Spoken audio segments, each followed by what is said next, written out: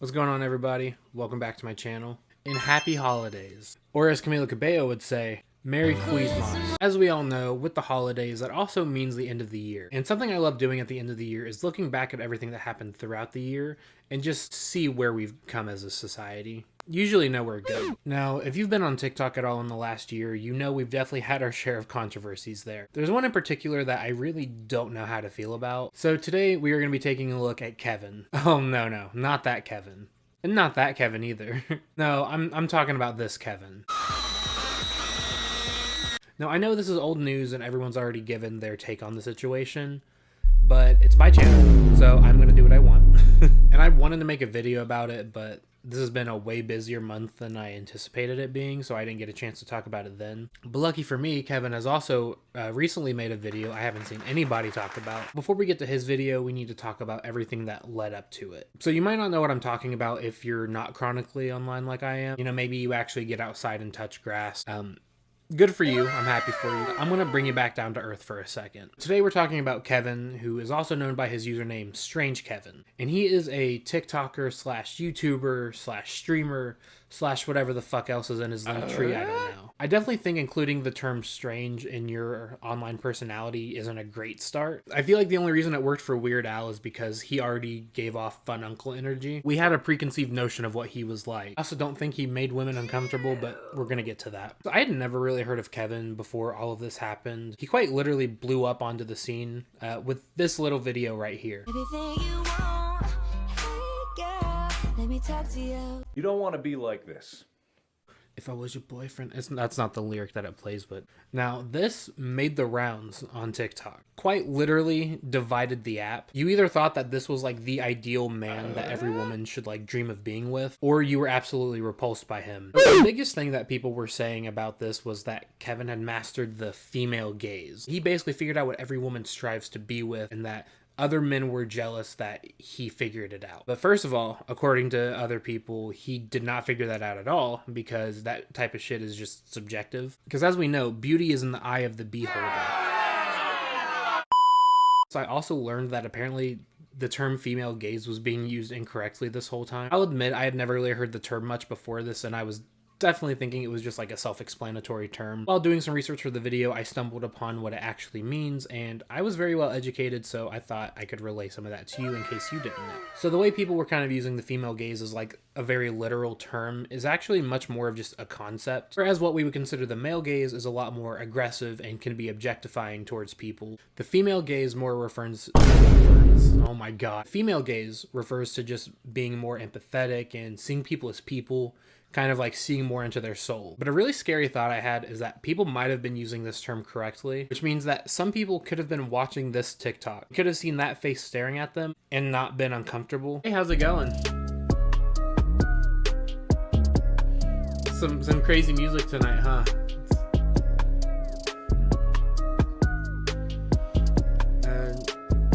Are you here with your friends or anything? Like, what's going on? And despite the naysayers that he had, this definitely skyrocketed him to being viral on TikTok, to the point that he was doing this exact same trend under different sounds. Because we all know the first rule on the internet is that if something works for you, you have to only do that forever. You know, if I followed that advice, the only videos you would ever see from me were videos of me making fun of Darman. Now, despite having some haters and naysayers, Kevin definitely had a following of people that, you know, saw him as the ideal man and were ready to, I don't know, submit to him. I don't know, do his bidding. That didn't last for him very long because nothing on the internet is ever truly deleted. So I do want to put a trigger warning here. There will be talks of like violence and assault and things like that. So if you're uncomfortable with hearing any of that, you can skip to this timestamp here. But it is a part of the story, and I feel like it's too important to not bring up. So basically there were some old videos on Kevin's TikTok that had resurfaced that people were bringing up because it definitely goes against his new image of like being the ideal man that every woman wants. These videos portray very graphic content that I don't even feel comfortable showing on here. Like, I don't even think I can without my video getting taken down. But the videos are out there and you can find them to watch for yourself if you just think I'm making it up. I promise they're out there. And in these videos, Kevin would portray both the man and the woman in the situation. He makes a joke about beating a woman after she tells him that he got her pregnant. There's one where he beats up his girlfriend because she asked him to stop playing video games and spend time with her. I don't even have a joke for that. Like, I just don't even understand it. And after that, there were a few women that came forward with allegations against him. So safe to say Kevin's career didn't really have a chance to take off before all of this came out. So he completely like erased his TikTok account and kind of went MIA for a minute. My guess is that he was just trying to lay low and hope that this just blew over and we would forget about it. But the fun thing about TikTok is no one ever forgets. So those videos that he made and all the allegations against him kept like circling around TikTok and even made its way to Twitter. So Kevin decided to come back in a live stream and address what was going on. And this is the angle that he goes with. Okay, I'm not going to be led to believe that this person is me. It is not me. That is not me. That person has nothing to do with me. What, he goes by Kevin? Congratulations. I'm glad that that's his name. I genuinely think this is like my favorite way to avoid responsibility on the internet. Like, you think if you just lie, you can get out of anything. Dude, did you set my car on fire? What are you talking about? Dude, my car is on fire. Did you do it? Was that you? Of course it wasn't me. Why would I ever do that? You're holding a lighter in your hand right now. It's my friends. I'm just watching it for them. Looking at the security footage right now. This is you. This is you right here. Look, you're even still wearing the same outfit. If it wasn't any more obvious that he was lying, someone actually went back through his YouTube channel and found more evidence. I'm going to be releasing to the public. Oh my. It's literally here! It's the fucking video! If you're gonna try to lie on the internet, at least be thorough. I don't really lie on the internet though, so what do I know? I think his grave kind of kept getting dug deeper and deeper. Kevin finally decided to make a YouTube video to address everything, and holy shit, it is almost an hour long. This video might be a little long. Yeah, no shit. So the first thing he brings up are the videos themselves that resurfaced, and No excuses. But my humor was a bit different than now, for whatever reason. which I'm glad you at least admit it now. I definitely feel like if you were really ashamed of it before any of this happened, you already would have deleted the videos to begin with. You know there's a delete button, right? There's a reason why you have to go so far down my account to find these type of videos. You wouldn't have to scroll at all to find them if you just knew how to click two buttons to get rid of it forever. Now, I think this is a perfect time to bring up that I used to say the N-word when I was younger. What? I just find it funny that people are saying that you might be racist in your responses. Hey, I'm not racist because I used to say the N-word, but now I know it's bad. Great rebuttal there, Kevin. What's going on, everybody? Editor Zach here. Ignore the shitty audio for a second. I lost the mic that goes to my phone, so. As I'm editing, I was looking back at that portion of the video where I talked about Kevin saying the N-word. So in the full video that Kevin made, that portion, he's talking about racist allegations against him. Insults he used about people are also like known to be stereotypical, like racial insults that are aimed at black people. He does address that and says that, you know, that wasn't his intention at all, and then brings up the N-word as like while we're on the subject type thing. Even afterwards he explains like where he grew up, he's more related to black people in that community than the white people because the white people didn't want him. And as someone who went through a very, very similar thing where I grew up, you know, understand where he's coming from. I definitely don't think he should be allowed to say it by any means, but the fact that he was holding himself accountable and knows that he shouldn't be saying it anymore, I at least appreciate that he was able to say that. I just wanted to bring that up because I didn't want anyone to think I was like intentionally leaving shit out to try to make him look worse or something. As I was like going through my notes and what I wrote down for the video, that just kind of didn't come up. I was rewatching his video and looking at what I'm editing for my own video. I just wanted to bring it up so that way no one thinks I'm like trying to like mislead anybody into hating him or anything like that, if that makes any sense. Yeah, just wanted to make sure that was noted. So back to me. Yeah, actually, I think this next cut is going to be Kevin. So back to Kevin. That the person in the domestic violence videos isn't me. It looks like I was outed and I just wanted an easy cop-out, and I use dark humor, comedy to get through anything, any traumatic event in my life. I, at the time, thought it would be hilarious to say that it wasn't me and make a goof on everybody that has their pitchforks out and want to attack me. What? To come off obnoxiously obvious that I was being sarcastic.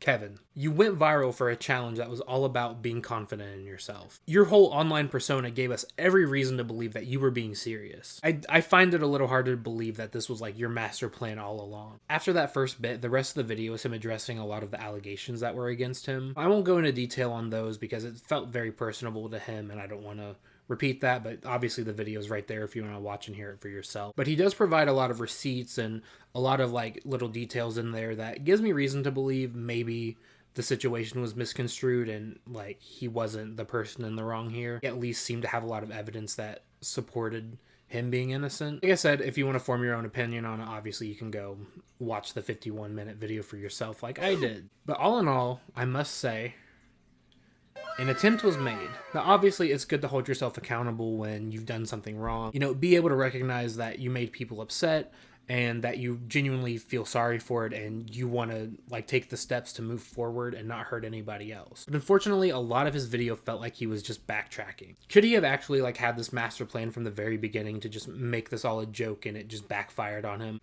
Sure. Do I believe that that's actually what happened? Fuck no.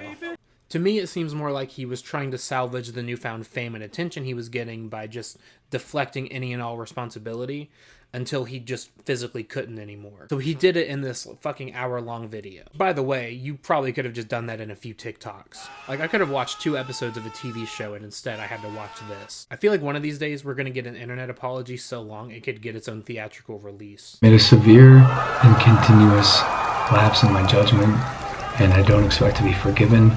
I'm simply here to apologize. So what we came across that day in the woods was... Oh, and also, like, I don't know why I didn't think of this sooner. Why would you joke about this? Like, I know he brings up he uses humor to cope, and he was probably very stressed at what was going on with the situation. You had some pretty fucking serious allegations against you, Kevin. So let's pretend for a second that really was his idea, that he said that it wasn't him as a joke, right? You saw people, like, falsely accusing you of misconduct for, you know, like, supporting and finding abuse funny. Your response to that was to do a bit. Like, imagine if that was a real life thing.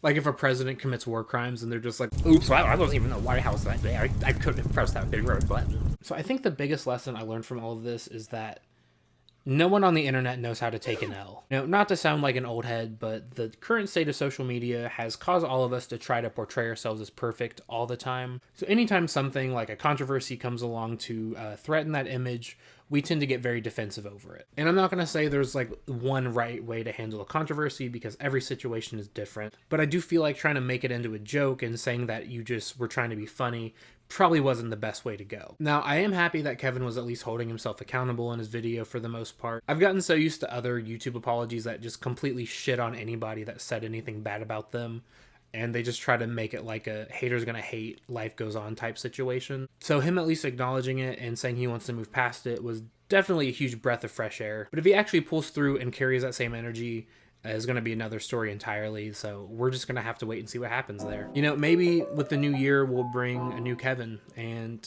he'll go back on TikTok and he'll keep staring at me uncomfortably. Maybe he'll make better content.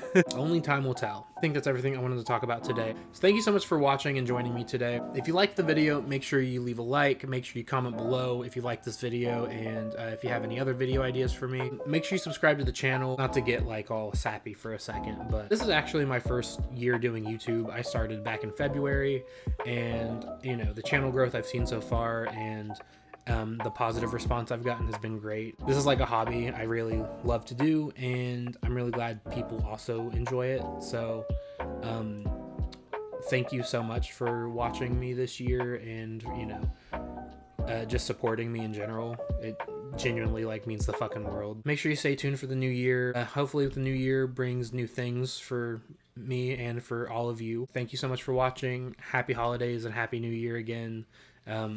Peace out, everyone.